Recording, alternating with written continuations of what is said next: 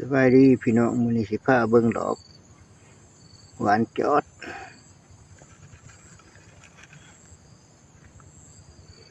ดอกหวานจอดมันสิบ้านแต่ยามแล้ง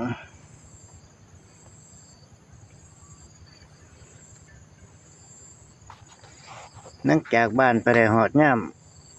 ตะเว้นตกดินมันสิยุบเข้าคืนดอกหวานจอดนี่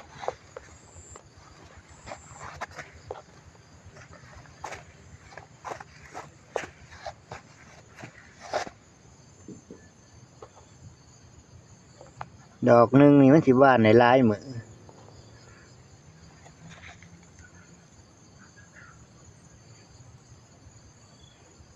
บ้านในถึงยามค่ำมันก็สิยุบเข้าคืนมื้อหน้ามันก็สิบานอีก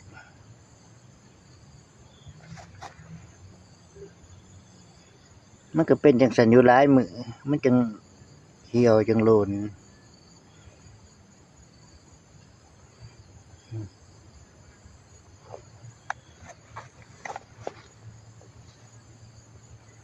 ถึงเวลาเลยเที่ยงไปแล้วมันก็สิเริ่ม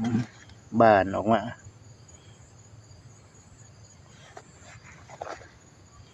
เบิ่งมันก็งาม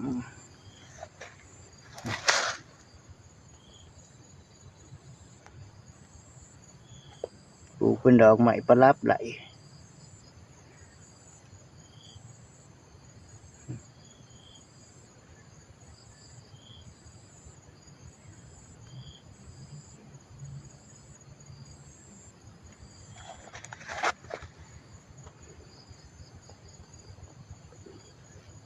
ว่ามันก็สิมีสรรพคุณทั้งยา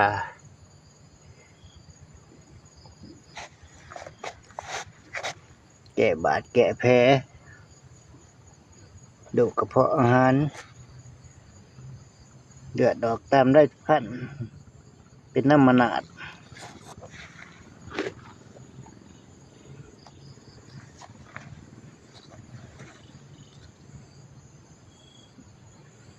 แผลเบาหวานบางคนเขาก็ว่าดี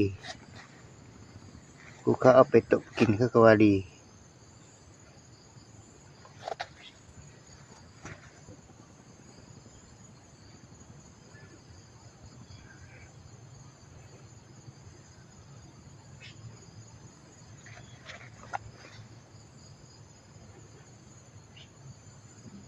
ดอกมันงาม